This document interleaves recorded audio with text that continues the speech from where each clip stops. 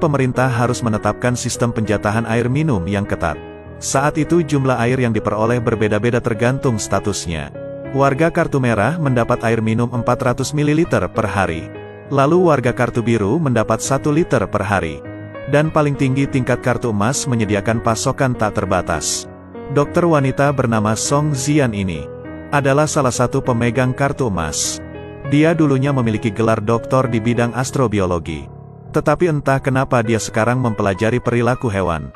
Hari itu, kepala Jin dari Badan Penerbangan dan Antariksa Nasional menemukannya. Dan ingin mengundang dia untuk berpartisipasi dalam proyek misi khusus luar angkasa. Namun Dr. Song Zian menolak tanpa berpikir panjang.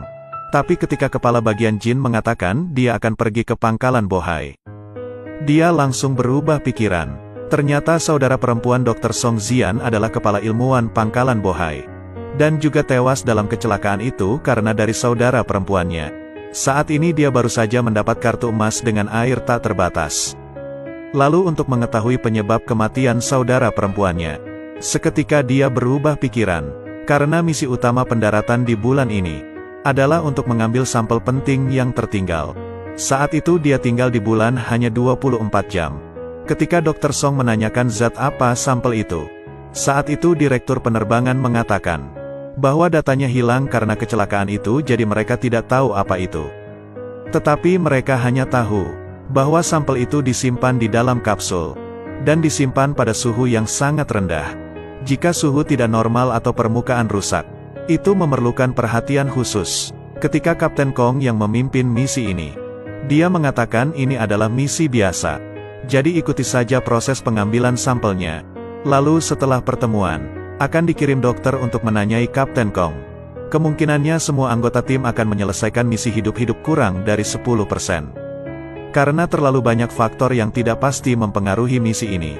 Saat itu Kapten Kong memberitahunya bahwa ada risiko yang tidak dapat diprediksi baik di bumi atau di bulan. Namun percakapan pertama antara keduanya dibatalkan karena masalah yang melekat ini. Kemudian misi dilanjutkan seperti biasa di keesokan harinya. Jadi mereka akan berangkat maju. Namun NASA untuk sementara mengganti kopilotnya. Lalu beberapa menit kemudian, roket diluncurkan seperti biasa. Beberapa jam kemudian, rakitan pesawat luar angkasa mencapai orbit bulan. Namun bisa saja terkena dampak gerhana bulan. Jadi mereka tidak bisa menghubungi bumi selama 2 jam.